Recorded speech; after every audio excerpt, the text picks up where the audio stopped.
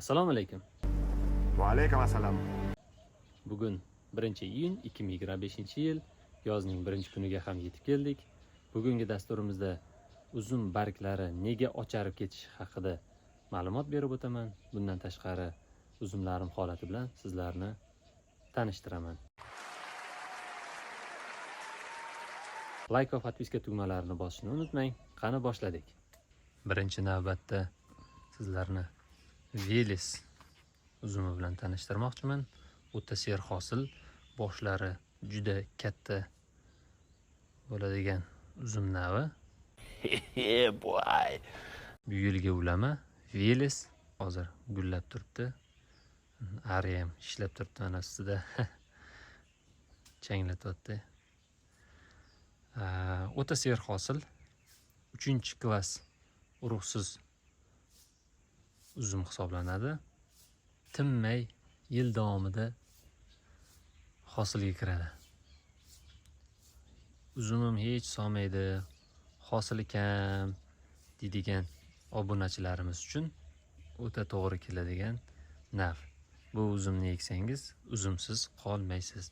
Hosilini albatta ko'rasiz. Arilar intensiv changlatish jarayonida bunday davrda uzumlarda hech qanaqangi operatsiyalar o'tkazish mumkin emas. Suv berish, kesish, dorilash, umuman uzumga yaqinlashish kerak emas.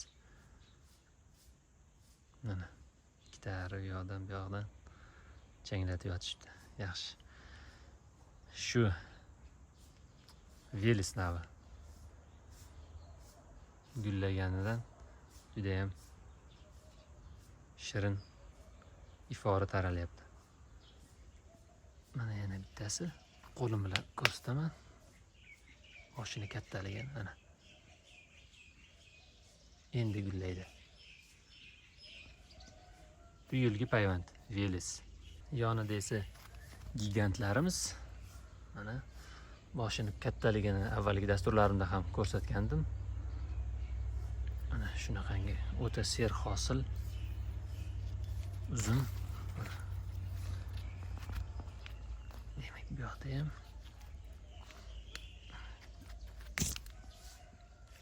bu yoqda mana donlari yirik. Mayda kishmish emas bu. Doni yirik bo'ladigan qora kishmish uzum. Gigant. Mana qo'lim.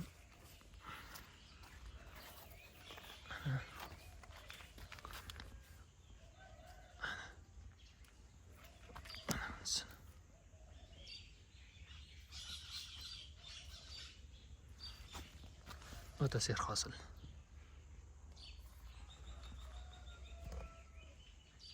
Keyingi uzumimiz bu Avatar.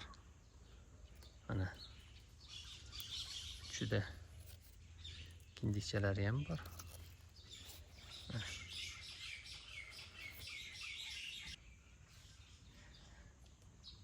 Juda kindikchalari bilan bu yilgi nishoni hosili. Boshqa avatarlarni ham hozir ko'rsataman. Bu yoqda mana teparoqda mana avatarlarimiz.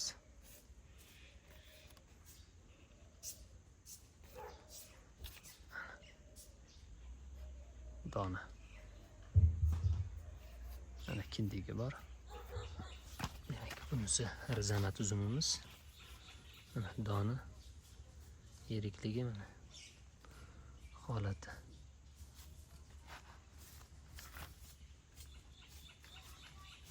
2 yoshli rizamat.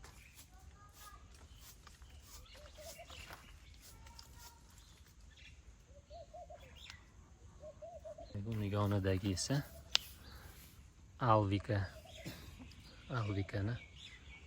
donlarini yirikligini qarang. Avvalgi dasturlarimda ham aytganman, qora uzumlar ichida eng doni yirik bo'ladigan uzum shu Alvika hisoblanadi. Mana Alvika duvarak hosil berganini ham ko'rdim. Duvaraklarni olib tashladim hammasini.